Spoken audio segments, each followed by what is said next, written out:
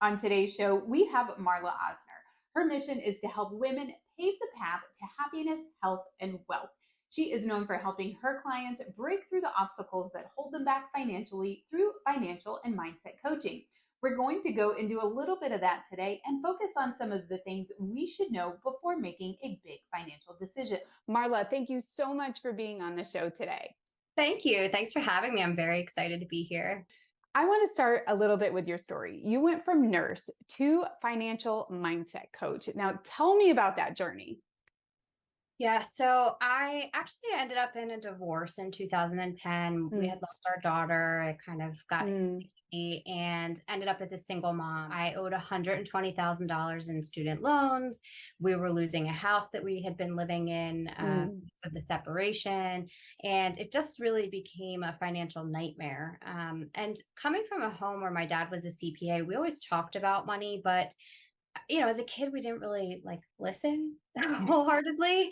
Yes. And so it just started me on my journey to figure out how to start paying off my debt, how I wanted to build my wealth. And in doing so, I found that I had a lot of mindset blocks. So I was unhappy, I was overweight and trying to figure out, the loss of my daughter and the debt and the divorce. And I just thought through time, I need to fix those things in order to be able to focus on how I'm going to correct my money and, all of those issues. So that's sort of how this all started. It took me about 7 years to figure it out, clawing through research and listening to podcasts and all of those things. And I thought, well, heck, let's bring this all together for women so it's in one spot. And that's one thing that you said. You said it took 7 years. And that is one thing that I think is so important for people to realize is that this is not an overnight, you make the decision, it's done. It is a process. And that's one thing. It's why we have, cheat sheets and freebies we hand out because you need a guide. It is so hard to just do this and think, oh, I know everything. I'll just make the decision and it'll happen. No, it is a process. And in the information you put out, you talk about the math not mapping for you. And then that's when you started obsessing and researching. So what were some of the first changes you made after doing your research and realizing, okay, I'm doing things the wrong way. This is what I'm going to start doing to do things the right way. So initially I got wild about paying off the debt. I didn't know though how to do it right. So after paying off about $30,000, I realized that I still had all these finance charges that were continuing to build up. And even though I had paid $30,000, I actually really only had paid down like $10,000 of the principal that I owed. Wow. And so that's where that math wasn't adding up. I sold a car. So I had a car with a car payment. I sold that and I was like, I'm going to buy something that doesn't have payments, that kind of a thing. And then, after doing all of that and realizing that I had really only made such a small dent, I got discouraged and I actually started to slide backwards. And so even for somebody who's so into it, I started to lose that mindset and started buying things to make me feel better, give me that adrenaline rush. And so it was maybe after a few vacations and seeing that the debt numbers go back up again that I was like, girl, pull it together. And that's really a lot more so where that mindset piece came in. And so I figured out that brain mind connection and how it affected my finances so greatly. And then I also figured out how to pay my debts off in a way that decreased the amount of interest that I was paying so that I could make bigger dents in a faster, more efficient way. Can you tell me a little bit about that? Like how you did that to tackle that big number? Yeah. So for my clients, I actually have a whole formula that I put together, but the quick and easy way to kind of explain it to you is to figure out where you have the highest interest rates and to pay those first. So you pay minimum payments on everything else and you kill those high interest rates first. So that's one way. And then secondly would be to start calling and negotiate your interest rates, negotiate your phone bill, negotiate your your cable bill, your internet bill, start calling and saying, I don't have the funds for this. I'm going to have to either turn it off or switch companies. And you'd be surprised when you do it enough times how they will, they'll come up magically with an offer. Mm.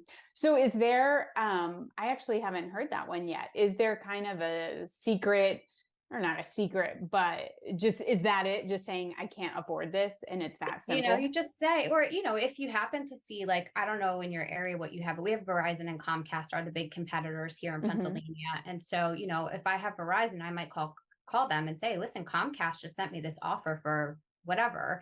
And can you beat that? Otherwise I'm going to have to switch companies. And I think that the companies are really starting to see, especially in the economy we have now, that people they're willing to give up the internet, the TV shows, the HBO Max, things like that, because they have to in order to be able to buy food and put food on the table for their kids. I mean, we are in that area.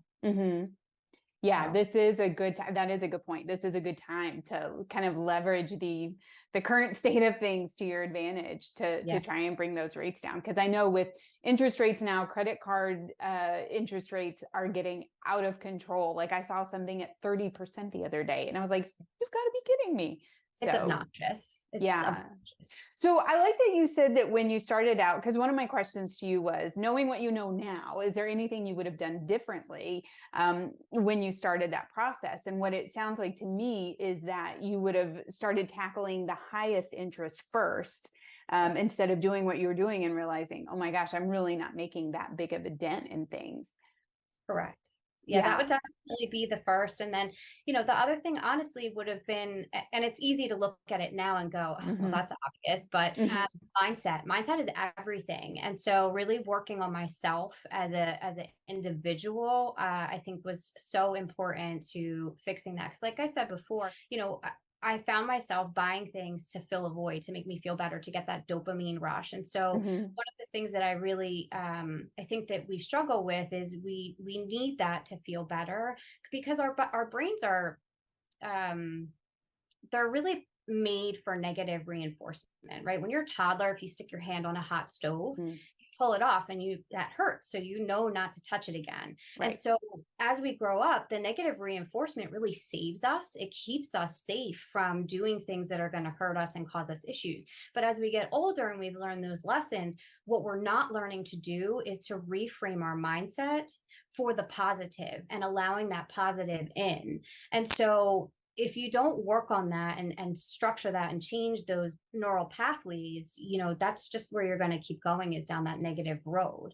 And I really think that's what held me back, is that mindset, that belief that, I wasn't good enough, or I needed to do this to make me feel better. But there was a million other ways, that I was succeeding in life and not seeing that. And once I realized that, I was able to really focus on, succeeding at finances. Is that kind of one of the things you do to start working on that mindset, is focusing on, okay, hey, you know what? You did pay off, even if it's like $25. You paid $25 more this month than you did last month. Good job. Now make it 30, or something like that. Is Yeah, that absolutely. So okay? little wins are still wins. You learn to crawl before you walk, right? And so you have to take those baby steps, to quote Dave Ramsey, right? You take the baby steps in order to move forward. And so I definitely think any small win is something to celebrate. And then you pick things for the big wins. You've paid off that $17,000 credit card. What are you going to celebrate with? And it doesn't have to be a financial celebration. It can be, you take a half a day and you go walk in the park or pack a picnic with the kids or whatever it is. But yes, celebrating the wins is really, really important. See, and I really like that idea of, how do we celebrate without spending money? And because we associate, and it's kind of like food, we associate food with a celebration. Like, hey, it's great, let's eat food. It's a bad day, I'm going to eat food, like, and Yeah. food's the reason. And I think we do the same thing with money, and we say, hey, I'm going to celebrate, I'm going to go get a mani-pedi, and I've earned this. And we tell ourselves, I've earned this, and I worked hard for this, so I can spend the money. And on one hand, I want to say, yes, you have worked hard, but how do we create a different reward system that doesn't get tied to us having to spend money? So, so I love that idea of just like, hey, you know what? I'm going to take the afternoon and do this, or I'm locking the door, taking a bubble bath for an Yeah. hour and no one is interrupting me because I have Send the earned kids to this. grandma and grandpa's. Yes, yes. I love that. Yeah, Yeah. exactly. So I like this idea of, changing the way we're thinking of things. How do we reward ourselves? Paying off these, the high interest rate items first. Do you have any tips on ways we could? So, when you started your process of paying things down, was it just that you stopped spending? Did you start with a budget? Like, how did you get a new job? Like, what was it that allowed you to go ahead and start paying that down where you weren't able to before? Yeah, so I got intentional. There's so many different ways to budget, and I, started out with those really strict budgets where you count every single cent, um, Hmm. and they're really hard to follow in the long run. Hmm. 'Cause life isn't on paper all of the time, and Hmm. there's ebbs and flows. But yeah, starting a budget is a great place to start, and you can evolve into what type of budget you use as you evolve through your process of paying things off and gaining wealth, etc. That is a very personal thing. That's why they call it personal finance. Honestly, it's a very Hmm. personal thing. And so I think finding a coach or a mentor or somebody in your family who's able to really guide you through the different types of budgets and then how you can adapt to them or pick a new one as you go through the process is a great thing. So definitely budgeting. And then secondly, getting real with myself. So it's hard to tell yourself what you're doing isn't working. Nobody wants to be wrong. Hmm. Nobody wants to say like I screwed up. And so really like sitting down with myself and looking at what I wanted for myself, what I wanted for my son come, the future, and saying, what am I doing right now that isn't working for me? It's not serving me. And I certainly don't want to be 70 and still working at the time as a floor nurse, 12 Hmm. hours a day, and just, beating my head against a wall, working in the ER, getting yelled at, picking Hmm. knives off of people, picking guns off of people. Like, that was not the life that I wanted for myself or potentially myself getting hurt, so that my son Hmm. was on his own. And Hmm.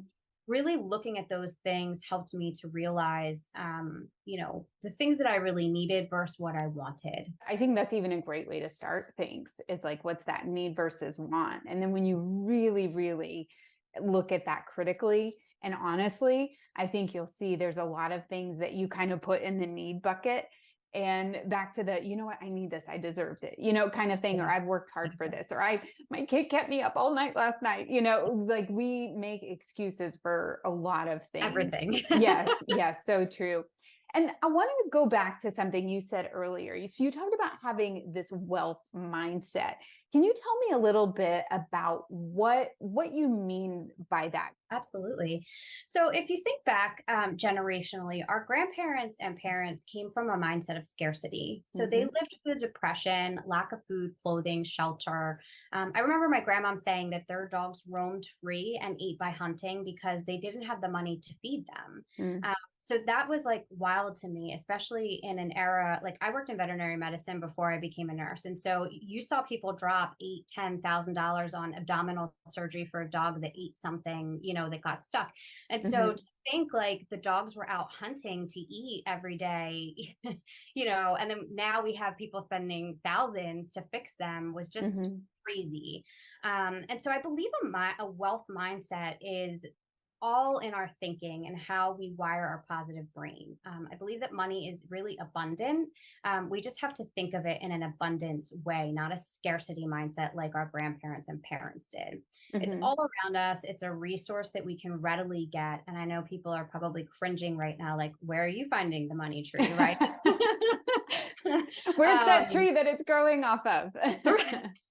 Right, right. It's what our Hmm. parents used to say. Hmm. Um, but you can, if you again get real with yourself and figure it out, you can figure out where to save, you can figure out side jobs, you can get creative and sell your crafts on Etsy.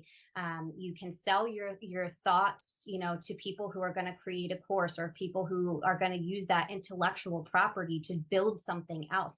So you really can find money anywhere. And I don't mean that to sound like, people aren't struggling, because we're all struggling in this economy. But if you really get real with yourself and start looking and think outside the box, there is a lot of ways for people to make more money, and to Hmm. cut back, honestly. Yes, for sure.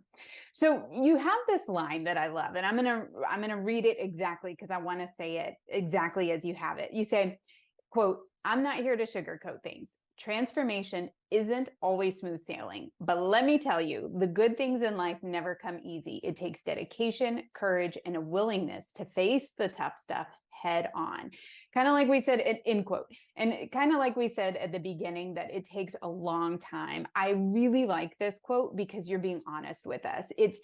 It's not easy, and we fall into this comparison trap. We see what other people are doing, and even looking at you and what you're doing now, we kind of look at you on the other side of things, and we don't see the 7-year journey that you went through, and we think, well, it was easy for her, that's not going to be the same way for me. I want to debunk that. So what are some of the struggles that you faced while you were going through this? Yeah, thank you for that. It Hmm. definitely is easy to see the transformation on this end and go, you know. So I think really failure was a big thing for me. I'm very type A, I'm very driven, always have been. And so losing my house, ending up divorced, the loss of my daughter, they all felt like failure to me. Mm-hmm. And that was really hard. And just to kind of tell you how real my plight was, I sat in a Chick-fil-A parking lot. My son was about 3 years old, and I was on with the mortgage company again. And, it was always the same guy calling, "You're late on your payment. You sent half a payment." So just to kind of put that in perspective, I wasn't even living in the house anymore. I was living at home with my parents and paying on a house that I didn't live in, trying to not fall behind because I didn't like the idea of failure. Hmm. And I remember sitting there sobbing to the guy, like, "I'm doing the best I can. I don't know what you want me to do. I'm doing everything possible. I'm working full time, going to school full time. I have this 3-year-old who's literally caressing my hair as I'm crying, going, 'Mommy, it's okay. Mommy, Hmm. it's okay.'" I'm gonna get choked for a second here, Yeah. but the struggle was definitely real, and I'm on the other side of that now, and I can appreciate what everybody else has been going through, is going through, and just know that I've also been there too. So failure is one of those things that really kind of hit me like a gut punch. And I Hmm. think the setbacks, where I ended up kind of falling back into my old habits, which is so easy to do. And then that's one of the things I really try and focus on when I coach people, is sustainability. So you can get wild and crazy about paying off debt. You can live off ramen, you can keep the lights off at night, and only use the light of day to cut your electric bill. You can get rid of the internet and the cable, and, you can get crazy about it. But is that Hmm. sustainable for any long period of time? And the answer really is no, it's not. Hmm. And so, in order to not fall back in the traps that I did, where I fell backward and started spending and doing things, you have to find what sustainability works for you. Sort of like I said with the budget thing, there's all different types. And if you don't find the one that works for you, if you don't spend the time with somebody who understands them and understands you and your mindset, you could try everything you want. Hmm. You're going to end up on that 7-year journey, like I did, sort of scraping and clawing and piecing together things, Hmm. versus having somebody sort of just, invest time into you and say, "Okay, well, this is the kind of personality you have, and this is what you can do. So let's figure out how to make that work for you." Marla, you talk about, how easy it is to slide back into old habits. And I mean, that's with it's a habit. Anytime we're trying to break it, it takes so much work to undo a bad habit. And this is why I think what you do is so important, and with the coaching and having someone who's in your corner, who's cheering you on and telling you, hey, this is the path you should get on. This is, like you were saying, this is your personality type. This is what will work well for someone like you. And then you've got the coaching, but it's also why here at Home Buying for Women, we have the growth groups. And because those are meant to encourage you, because it is so easy to fall behind and go back. And then you get down on yourself too. And you're like, oh, I'll never do this. Like, see, I'll just go back to my old ways, and like back to that mindset coaching. Like, we want to break those habits and break that bad talk, that bad self-talk, and help bring you back to be like, nope, you know what? Shake it off, get back up, and let's try again. And so, as a coach, do you find that that's a lot of what you're doing, is just that constant encouragement to keep people back on the right path? I do think that that's a big part of it. And I know, especially with your coaching as well, in terms of the home buying, it's really educating. We're finding Mhm. that, schools aren't educating people, men and women, in terms of finances and how they should be investing and what they're going to need to retire and things of that nature. And so I think that the educational piece is really huge. But Mhm. there is definitely that sort of cheerleader, somebody who's behind you all the way. And when you do fall, because you will fall, it doesn't matter if you have a coach or not. There will be times you fall, but what matters is that when you have a coach or you have a mentor, somebody who's behind you, they're there to catch you, to help lift you back up and get you right back on track, instead of crawling around in the dirt like I did for 7 years. Yeah, we don't want that happening to people, for sure. So, well, let's go ahead and let's maybe get into some like actual tactical things when we're starting this process of going, okay, we want to make a big financial decision, whether it be buying a car, buying a house. What is that first thing we should do before we make that? Or maybe we've made the decision, and now what's that first thing we should do? Yeah, absolutely. So, I actually just was talking to somebody about this, and I think Hmm.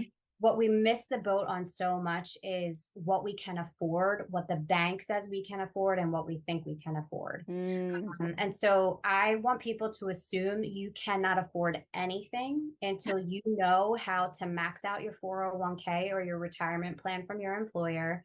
You can fund your Roth IRA if you qualify for one, and you fund your HSA. Once you've figured out how to fund those three things consistently every single month, whatever is left over is what you can actually afford. Uh, Okay.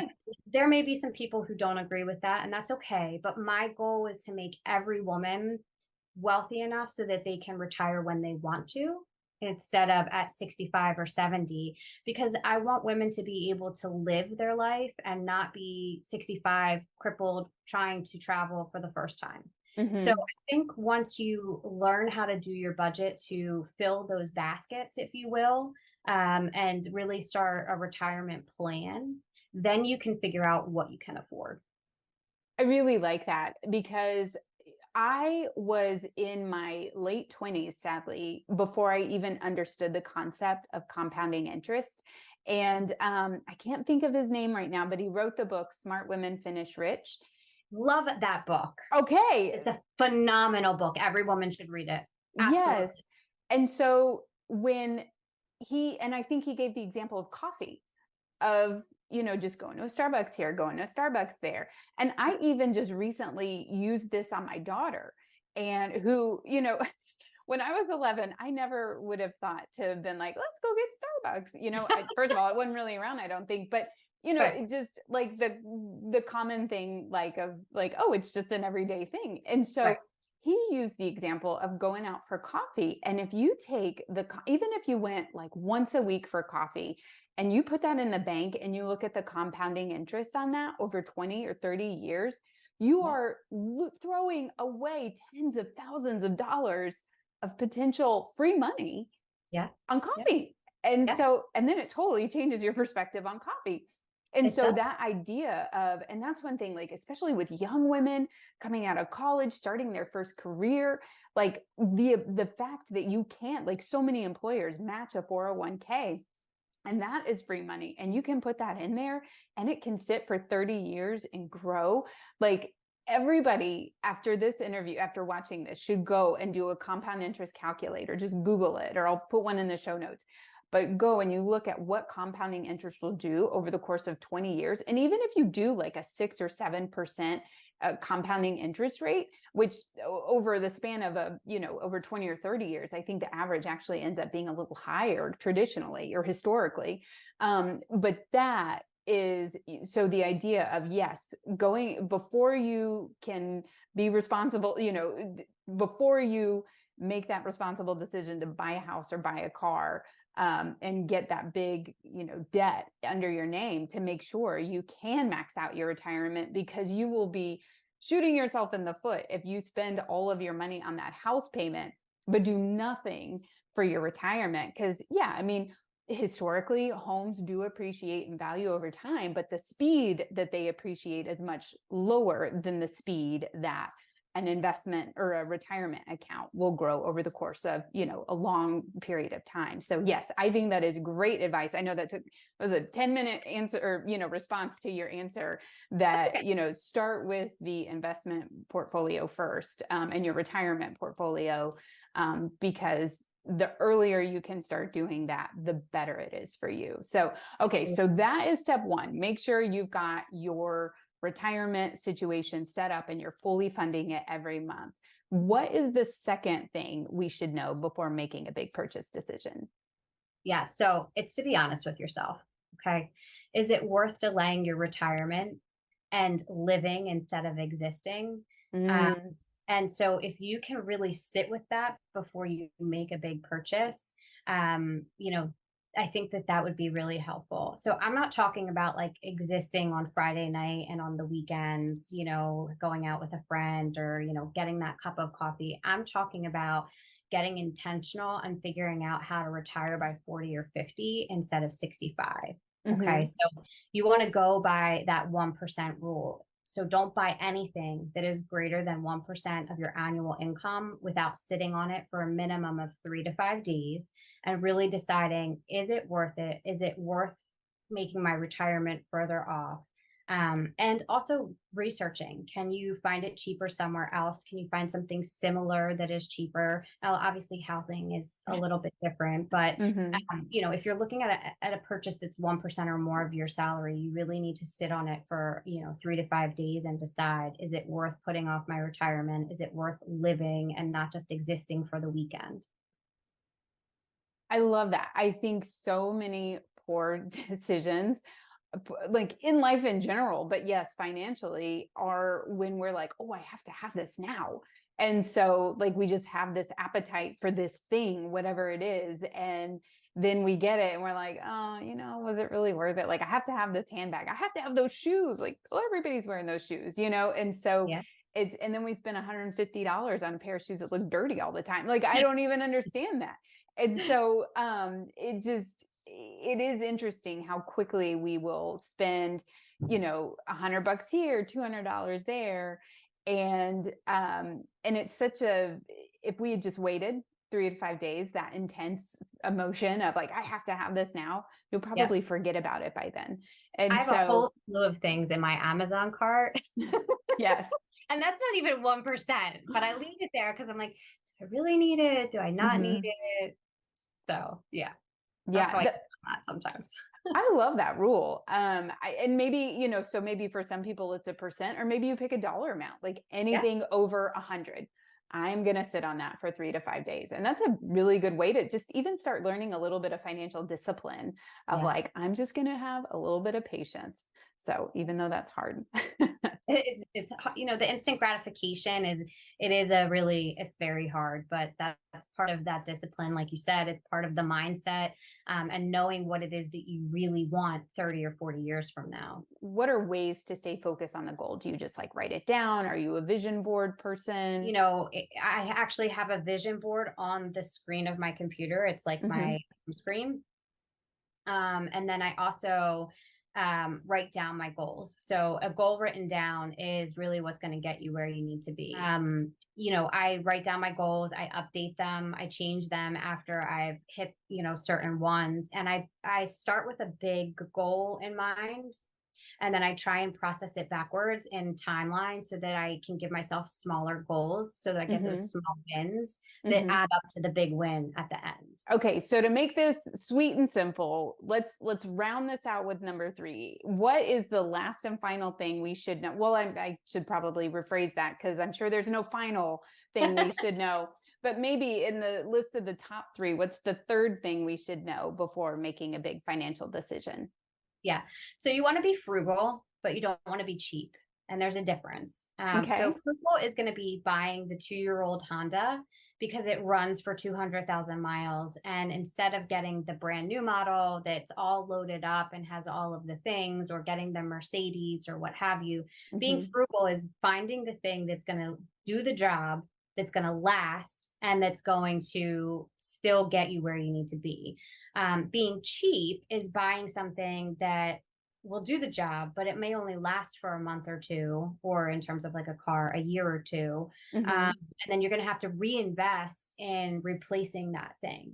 And so you want to be frugal. You want to do the research, find the thing that is going to last the longest and get the most use out of it.